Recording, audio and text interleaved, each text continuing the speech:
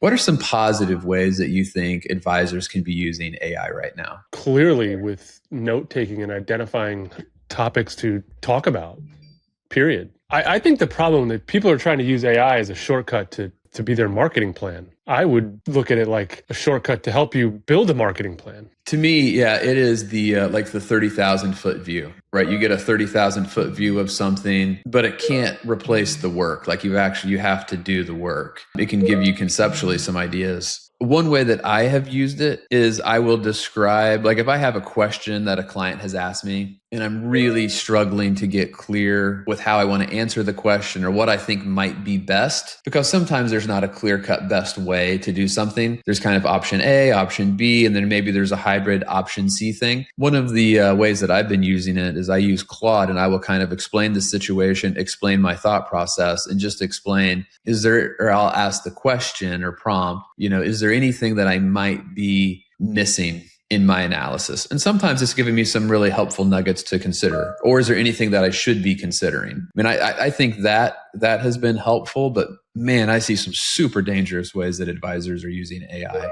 I appreciate your feedback on AI from an advisor perspective. I think that's only a question that probably an advisor could answer. So I would never dive into it from that angle. So I appreciate that look at it. I shared something on social yesterday, but like I see advisors using AI as they try to replace a marketing team with it. And it just, in fact, I'm going to argue just like we have with all things, it's like a white label, post or email, or like it doesn't do anything but hurt you at this point, in my opinion. I don't think those posts and those emails that AI writes are very obvious to the audience. And I think it becomes ignorable. And once you become, this is the takeaway I'll give everybody. Once you become ignorable, it's really hard to become like attention getting again, because people they start to write you off a little bit and you have to re-earn that reputation. And that's hard. I wanted to share with you two things that I'm trying this week for the first time. One thing that I'm doing is I used to post my evening short video at 8 p.m. And then I talked with some people in the gym who follow my content pretty closely. And I was like, hey, by the way, like what time do you usually like sit down and look at your phone? Like, yeah, like 9:30 to 10, like right before bed. So this week, I'm going to try something new. I've switched when I post the video to 9:30 because I think my 8 p.m. was too early so I want to be like fresh, right? They get down, they look at their phone. I want to be one of those first few circles towards the top. So I'm going to try it out. I think that's the ideal demo of getting the kids down to bed, actually sitting down on the couch and having a few minutes. Yeah. I mean, look, I can only speak for myself and the demographic that I'm in, but having 11-year-olds and a full day and having to clean up and prep and do all the things for the next, for the morning shift folks that come, that's kind of the wind down time. And then number two, interested to get your feedback on this. One of the guys at the gym said, sometimes I turn on to the video and I'm not sure if I've seen it before or not. Sometimes I think I have. And then I was like, I think Nick was in the blue shirt yesterday, or was it the white one? So what I have done is we have all of these different folders, right? GTC 38, Good Till Canceled 39. Each one has maybe 3 shorts, maybe 8. So now when I've scheduled the videos out, I'm doing like the first video from 38, the first video from 39, the first video from 40. So that would be like Monday, Tuesday, Wednesday. So essentially every day I'm going to be in a new shirt. So it's going to look different than the previous day. So you don't get like 8 days in a row of me in a Navy hoodie. I think this is great and super. This should be something that all creators and posters and marketers consider, period. If you go look at your YouTube channel and any of the YouTube channels I manage, my goal is to try to, if typically I don't have 3 videos that I can work with at once, typically it's only 2, but I try to ping pong or go 2, 2, 1, 2, 1, and like go back and forth so that it's not, especially when they look at the page, it's not just Navy, Navy, Navy, Navy, Navy, Navy, right? Good. What makes you so successful from a Corey client perspective, but also from a business perspective and in your own endeavors, is that you're not worried about what people think and overly judging your own stuff. And you, like, as long as the message is right and it gives confidence, like, you're good with it. And it's like, I love that about you. It's a trait that I wish more people had, because it allows us the runway of just more. Too many people are like, well, I've shared that already. Great. Well, no one saw also, I think it helps me tremendously that I have complete confidence in you, knowing that like I'm just going to do my thing.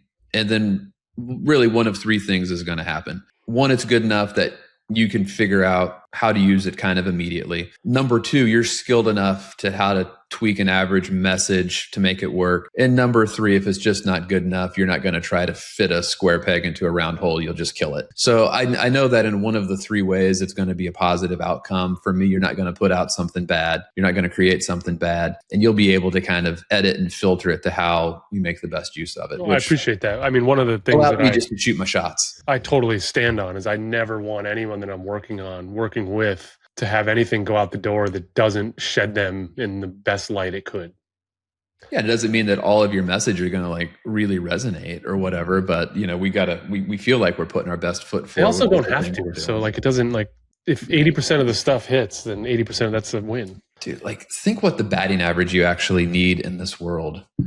I mean, if baseball makes you a Hall of Famer at batting 300 in the financial advisor world, if you hit 100 as far as like 10% of the stuff that you put out resonates with your ideal client base, that's amazing. People are ridiculous, dude. Like I hear, this is why people go to the shortcuts and the easy buttons because they want to like have everything get 1,000 views. It's like some of your stuff just didn't hit for whatever reason. Like who cares? Move on. But like don't pander to the system. Yeah, great. You got 18,000 views on IRMA planning for Medicare. And that's not even something that you really focus on or your ideal demographic. That didn't help move the needle for your business at all. Actually wasted your time because 7 IRMAs then called you to talk about. A whole bunch of IRMAs called you, none of which is you one as client. You mentioned the Barclay Ag, the S&P, whatever the international index is, MCEI, what is it? We've got MSCI, you can use the ACWI, the All Country World Index, all sorts of different ones that are out there. Okay.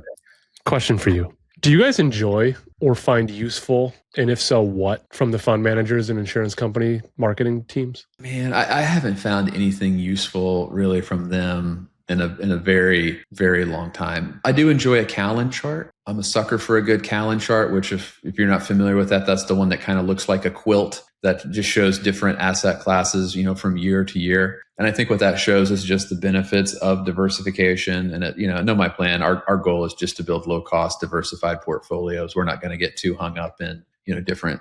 What could they be doing? Let's talk it through. Like I'm dead serious. Is it sending a laminated Callan chart to every advisor every year with some stuff on the back of maybe the 3 or 4 questions, prompts to maybe walk clients through? Like what is the useful answer here? Right. So they've got all the facts and figures. Here's the Allianz 2026 tax summary. Just give me something that can live on my desk that I can reference all the time and slap your logo on it so I know who it's from. Yeah, I always think of Allianz when I look at this bad boy. And guess what?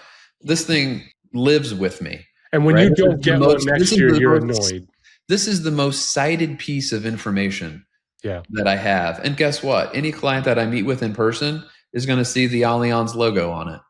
But yeah, I would, if I was a fund company, I would be sending a Callan chart or something like that out to every single advisor that I could get in front of. What about the emails? The emails are brutal. Right. They're just. I'm curious. I'm not trying to bash. I want to know, is there stuff you've mentioned dimensional funds in the past? Is there some stuff that stands out that you don't automatically delete, or do you delete? Yeah, I will read most dimensional stuff just because they are so into behavior. And if I was a fund manager, if I was like an internal trying to get in front of people, I would say something to the effect of, hey, these are 3 questions that our best, the best advisors that we work with are asking to get clients to open up about their goals or whatever, right? Give me something that other advisors within your network are doing to help create conversation. Like when I think about that, like Jackie Wilkie at First Trust, like First Trust is kind of like the gold standard in that, I think, because they spend a lot of time, which is money, right? They spend a lot of money on creating content to get in front of advisors with sharing ideas of, hey, these are what the most successful advisors that we work with, these are the things that they're doing. These are the events that they're hosting. These are the webinars that they're hosting. And this is what they're talking about. First Trust has almost cornered that market. And I think that they have become so good at it, it's almost paralyzed everybody else. I find that, and this isn't about, I want to continue to ask you the questions here, but I find that there's so much groupthink in the investment management insurance company big box world that they mimic each other instead of asking the client. And the client is you guys. What do you guys need? And instead of doing that, they just say, so-and-so's doing this, let's do it and try to do it better. And they basically just live in a vacuum, which is ironic because that's how advisors live in their own little situation. It's like, well, so if we just talk to ourselves, like, you're only talking to yourselves, talk to the client. Well, yeah, we have LinkedIn as our clubhouse, right? LinkedIn is our secret little club. Right. That we can talk to each other. The conferences are their clubhouse. Yeah. They go and they're like, oh my God, the booth that Rock had and the fact sheets. And they've got this new fun pitch. And you're like, then you go home, or they go home to their home office and they all spend the next 6 months trying to copy it. Yeah. No one asked you guys. Yeah. I don't need any fun fact sheets. Like, I'm good. But I mean, it's a really hard thing. It's a really hard thing to do because most financial advisors are not waking up and be like, man, I could really use a new small value fund today. I wish somebody would really pitch me on a 3% allocation to a private equity sleeve that I should. No, but guess what? I spend every day, 5 days a week, talking to between 12 and 15 or 16 of you guys. An internal or a wholesaler is tripling that. Yeah. The amount of value they have in what they're hearing and seeing needs to be shared and used as marketing to the others. To your point, the three biggest things I'm seeing successful wirehouse advisors run with today are the three easiest conversations to break through and get to clients are. Yeah.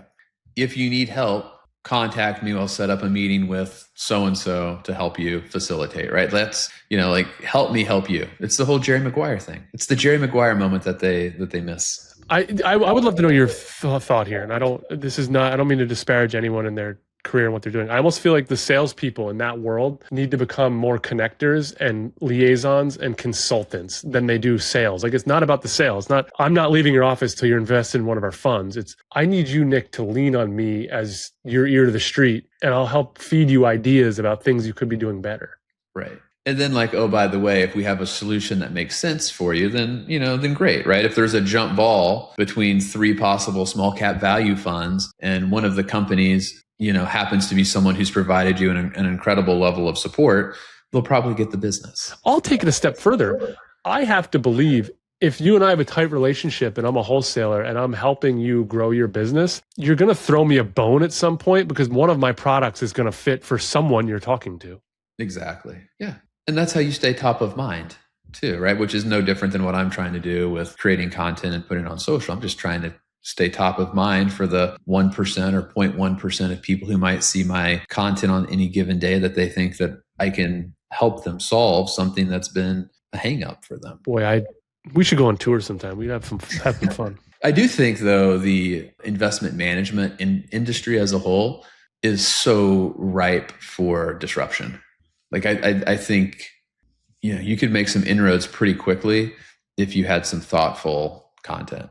That being said, though, the big players are so big and they take up such a huge percentage of the market share. Like, if you think about BlackRock, Vanguard, State Street, those are the three.